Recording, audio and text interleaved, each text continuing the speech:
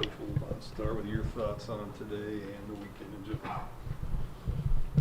I'm just so proud of our kids for being able to fight and battle all weekend and find a bunch of different ways to come out on top and win games, and you can't ask for anything more than that. Just really, really happy for them. These are belief builder wins.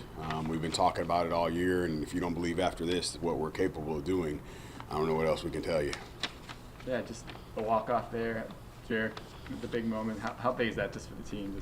Oh, I mean, it's huge when you think about that was his first hit of the game, right? Yeah, that was your sixth trip to the plate, and that was your first hit. And we constantly talk about what happened in the past doesn't matter. Your next at bat is going to be the most important at bat that you're going to have, and it rang true today. And it was a great situation because if Brock doesn't get the hustle double and then advance on ball and dirt, and he's not at third base, they have an opportunity to bury there. They can't bury because they just buried and sent some runs in, so they can't bury in that situation. He throws another slider, hangs it, and Jarek doesn't miss it.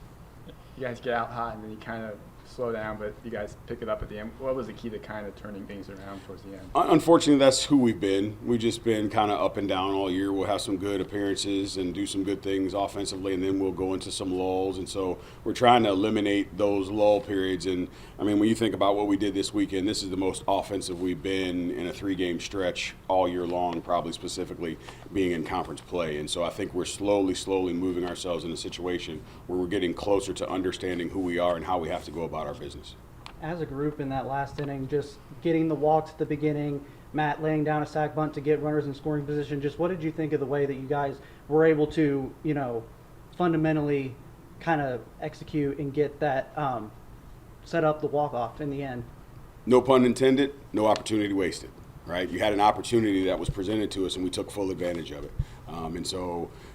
It was awesome for our guys to be able to seize the moment there and keep fighting all the way through. Easily, home run here, home run there.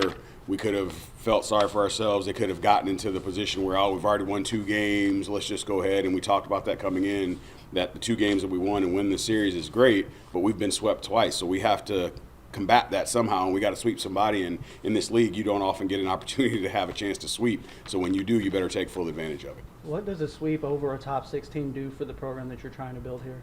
Again, I think it's belief builder wins for our kids, that they understand that was the 6th ranked team in the country. We're at home, and if you just go out and play the way that you're capable of playing, you can beat anybody. And we've been preaching that since the beginning of the year. We've had good pitching performances. We've played good defense for the most part. Obviously, we had some fluff ups today, but that's who we've been. We've been a little bit lax on the offensive side of things, so being able to go out do that today on an offensive day where it was going to be a boat race day. It was just going to be back and forth and back and forth and back and forth, and when you got the last at bat, you can come out on top. Kerrick, can you just speak to the greater significance of this series in the SEC race and the run to the tournament? What a weekend like this means for that long slog to Yeah, for sure. I mean, they only take the top 12 teams, and so all the wins that you can get put you in a position to be one of those top 12, and that's what we're fighting for now, is to be in that top 12. And with some of the opponents that we have left, we're competing with some of those teams for those last few spots. And we get on a roll here. Who knows what can happen? You got 18 games left, and we can put ourselves in a situation where we finish higher than what we thought we were capable of. And I think what you guys were able to see this weekend is when we play good baseball, we can play with anybody. So hopefully, again, our kids believe and understand that and keep moving the needle forward. What from the series have you seen that you maybe need to still improve on, you need to get more consistent at to be one of those 12 teams? I think just consistency, right? Like consistently going out and doing the same things, not having the one-offs. We had one fly ball go up. We saw how it played. We can't let that happen again, right? We got to understand the situation. We know where the sun is. We know what the wind is doing. We had a fly ball yesterday where we misplayed the fly ball because we're assuming that somebody else. So, again, we talk about compound mistakes, and we have to eliminate those compound mistakes. And then at the plate, I think just do what we did. You're right. You're going to face some guys. They're going to get the best of you. But understand what the pitchers are trying to do. And, again, continue to work yourself in a situation where you force them to get you out in their plan. What they did today, which kept them in the game, is every time we made a mistake, they didn't miss.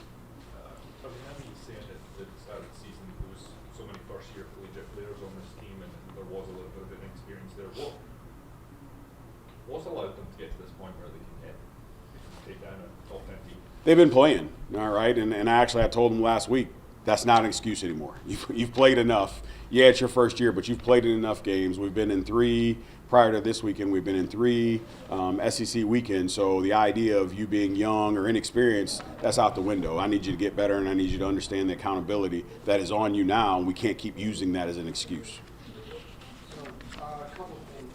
For starters, wow, I know obviously it wasn't the mentality that you had your guys going into the game with, but obviously who was on the mound for Florida, there had to be some kind of something in the mind about that. So how did it feel for not just you, but for everyone in that dugout to get at him so early and to put up all those early runs on him and get him out of the game so quickly? Well, again, I think when you talk about culture and getting the program back to where it used to be, that was the mentality when we were in the Big 8 and the Big 12 and early in the SEC. It didn't matter who was on the mound or what their numbers are or how highly they were ranked. We were going to take it to them. And I think today our guys came in. We had a solid plan against Cags, and we executed, and he did what we thought he was going to do, and we capitalized on that, and were able to push him out of the game early and run into their bullpen really early. So kudos to our guys, again, of understanding it really doesn't matter who that is. Let's stick to what we do. We know what he's going to try to do to us, and let's see if we can have the chess match back and forth to see who's going to execute the best. And secondly, so coming into UT Martin on the second, Brock Daniels had 4 starts on the season, and since then he has started the last 5 games and he's 9 for his last 19. Where did this come from? I know that a lot of it has to do with him being a utility guy, so he's able to play first and fill in for Lovich. But like, what have you seen kind of change in his, not just his bat, but his attitude at the plate and everything in these last few games that have kind of helped him propel forward? I think being able to cut down on the chase, that was the biggest thing for him. There was a lot of chase there. He'd have his moments where he'd be locked in, and then we get to the chase. And you even saw some of it in these last 3 games where he had some chase in him a little bit. But again, now I think he's showing the ability, and we talked about it this morning, good hitters make changes and adjustments in at-bats and from at-bat to at-bat. And so I think that's where you're starting to slowly see our guys start to graduate to the understanding of making an adjustment in an at-bat, which can be a difficult one, but more importantly, making the adjustment from at-bat to at-bat. And he's done that, and that's what's allowed him to be on the field and play. In this series, we've kind of seen you guys on Friday. It was a lot about pitching. On Saturday, it was kind of a mix of both, and today it was, really just an offensive explosion. Is that kind of the mindset that this group has, is just finding any way possible to win, whether it's the offense carrying the load or if it's relying on the pitching staff? That's what you have to do, right? And especially in this league, you're going to have pitching duels. You're going to have opportunities where the pitching isn't going to be as well. You're going to have 20-mile-an-hour winds blowing out, right? So you just have to be able to figure out whatever it is that day, how are you going to put ourselves as a team, how are we going to put ourselves in the best position to be successful? And teams that have the versatility to do that are the ones that are going to be successful on a high level. If we solely rely on long ball and the wind's blowing in, we're at a loss that day. If we solely rely on small ball, but the team can play really good defense, we're at a loss that day. So we have to have a bunch of different ways where we can get some W's. Have you been proud of the way that you've seen that versatility kind of evolve in your group? 100%. We talked about it from day one, and all of it factors into it. How aggressive can we be on the bases? I mean, you look at it, we've won 2 games now with hustle doubles, where guys left the box and they could have easily big league single, I got a hit, no, they were both getting out of it in both situations. If both those guys don't have hustle doubles, I don't know if we win. And so understanding that that's who we are and that's how we're going to play, they're starting to embody that, and it's really, really fun to watch. So on Friday, you guys left a lot of runners on, but today Florida left several more on than you did. Did you guys work on the kind of clutch hitting, and how did you improve it? Well, again, it's clutch hitting is just the at-bat, right? The situation doesn't change just because there's a runner on base.